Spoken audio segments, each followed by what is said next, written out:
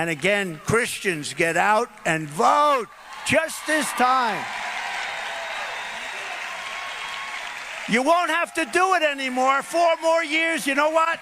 It'll be fixed. It'll be fine. You won't have to vote anymore, my beautiful Christians. I love you, Christians. I'm a Christian.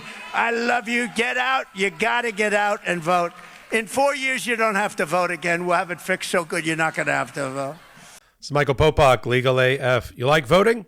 You like voting in 2024 and 2028? Then Donald Trump is not your guy, because he's just admitted out loud when he was addressing the Christian group that he's trying to get their vote, try to cling to power, try to get restored to power. He just told them, you only have to vote one more time.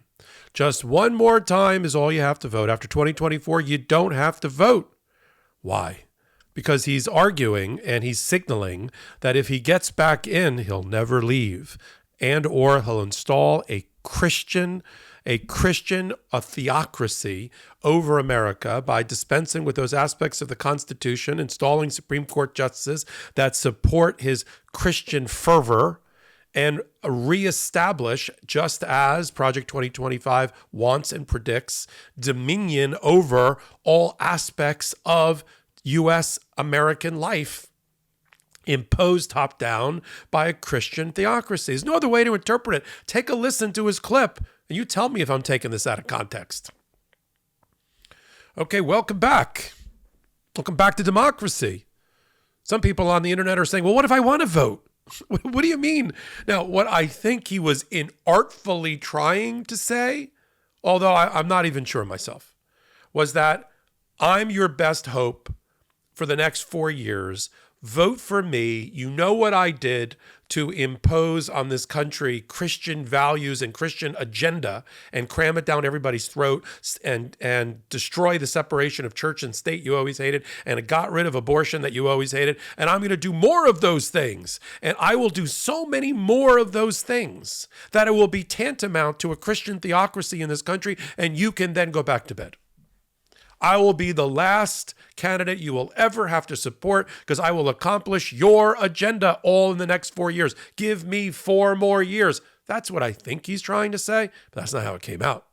How it came out was, I'm ending elections after 2024. There will be no need for elections in 2028.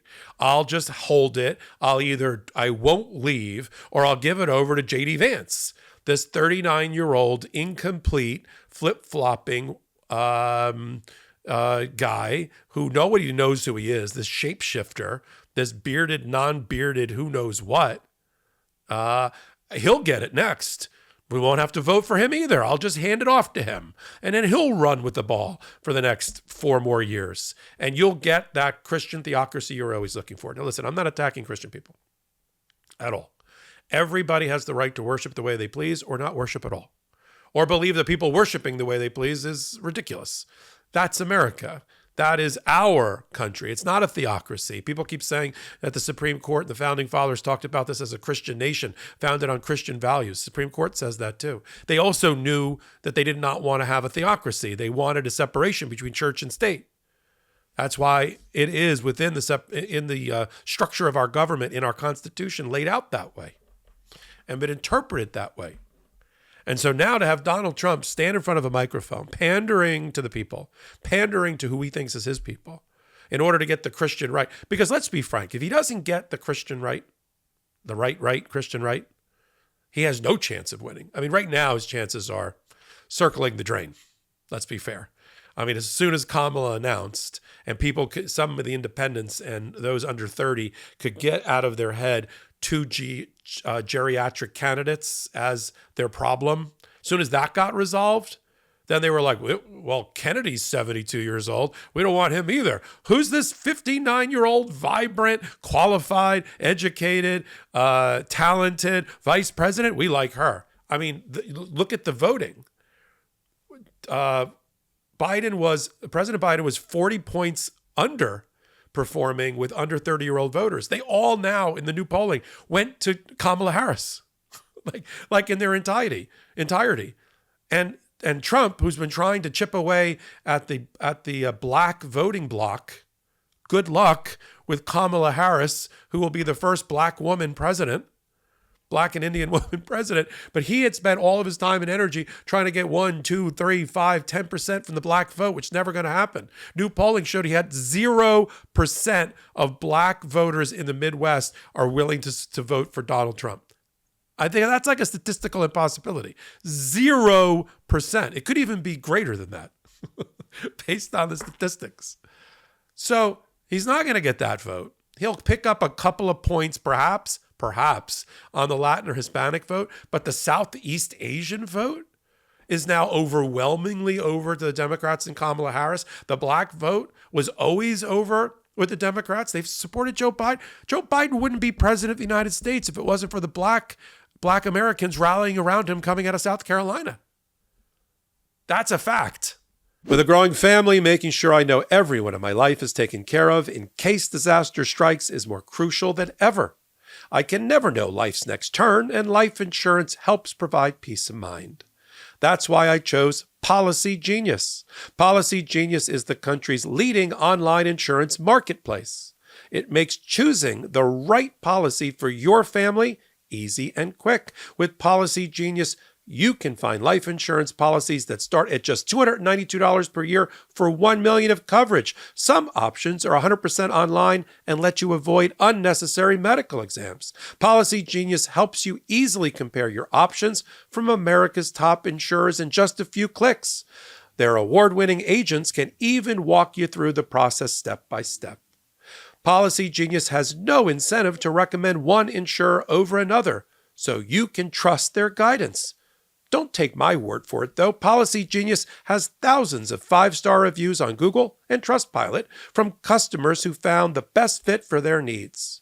Get peace of mind by finding the right life insurance with Policy Genius. Head to policygenius.com/legalaf or click the link in the description to get your free life insurance quotes and see how much you could save. That's policygenius.com/legalaf. And so to hear Donald Trump, he's now going to have to get down on his knees, and I don't mean to pray, with his Christian right group voting bloc to get every last ounce of that. He can't afford any leakage from the Christian right voting bloc. Because if he does, Kamala's win's going to be even bigger. Okay? It's going to be, we were talking 2 weeks ago, not on the MeidasTouch network, but in general, the media was talking about maybe a landslide.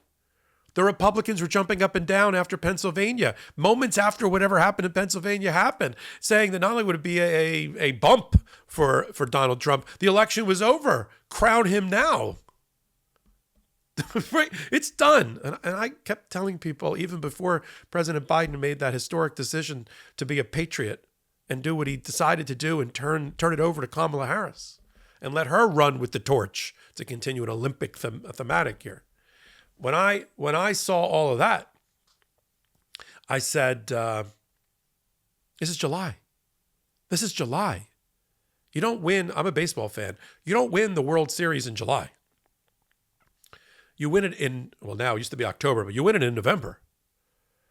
I'm a Yankee fan. We were riding high before July, the calendar struck July. We may not make the playoffs now. Same thing. July is not that's why they don't call it a July surprise. They call it an October surprise because things that happen right near the election can have an impact. But things that happen 3-4 months before and then get completely tidal waved over by what the Democrats did, thumbs up on that. There's no bounce. As I've said to people here on the MeidasTouch network, add in a convention bounce for Trump and Mar-a-Lago cannon bounce and whatever happened in Pennsylvania bounce. And 3 days after she announced that she was running, Kamala Harris is neck and neck or above Donald Trump. They are if they're tied because they're moving in the opposite direction. Sorry, I had my hands going the wrong way. One's going down and the other one's going up, and they're kind of meeting in the middle for right now. And these kind of statements, while they may be pandering by Donald Trump and to install a Christian theocracy and avoid future voting in our democracy, it's not going to get him, it's not going to wring out more Christian votes, and it's going to lose him votes on everybody else. Just as comments made by his vice president, I've said this on a prior hot take, don't evaluate J.D. Vance as a vice president only. The president, the office of the president for the last 4 or 5 presidents has basically been co-presidents. Gore and Clinton, Obama and Biden and Harris. They were like co-presidents. The last time we had a real traditional do-nothing vice president, know-nothing vice president, was probably Dan Quayle. After that, they're all sort of partners in this. That's why Kamala is so ready. And so you got to look at, especially with an 80-whatever-year-old Trump's going to be in office, if he ever got back to the White House, you got to look at J.D. Vance and say, you're not evaluating him for maybe he could be a 39-year-old president who's not qualified and wrote half a book and did nothing in the Senate because he was only there for months. You got to think this is the guy that Trump says could be president today, because the chances of Donald Trump surviving, living, not retiring, not resigning or whatever during his entire 4 years is not happening. So if you vote for Trump, forget Trump. It's like the Wizard of Oz. Look at the other guy. You're voting for J.D. Vance for president. And so his thoughts and his opinions on things matter. And so we know that J.D. Vance, even though he's Hindu, is going to support the Christian right. Now, the Christian right's just waking up and realizing that J.D. Vance converted to Hinduism, is married to an Indian American woman, and is a vegetarian. It's fine in our party. Like I said in a prior hot take, the old J.D. Vance, the old version of Coke, J.D. Vance 1.0 with no beard, 2016, criticizing Donald Trump, saying he'd never vote for him, having a friend who's transgender, that seemed fine to me.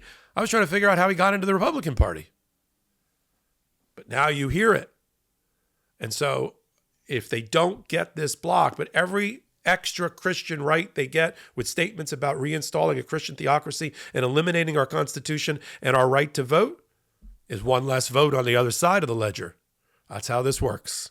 We'll continue to follow statements made by Donald Trump and what it means in the grand legal political landscape on Legal AF and on the MeidasTouch Network. Follow Legal AF, the podcast. Wednesdays and Saturdays, 8 p.m. Eastern Time. We curate the top 4 or 5 stories at the intersection of law and politics. We bring it to you right here, right now, uncensored, unfiltered, just for you. Okay. If you like what I'm doing, leave me a thumbs up and a comment on sometimes I respond to it, and we can open a dialogue. So until my next hot take, until my next Legal AF, this is Michael Popok reporting. Hey Meidas Mighty, love this report? Continue the conversation by following us on Instagram @MeidasTouch to keep up with the most important news of the day. What are you waiting for? Follow us now.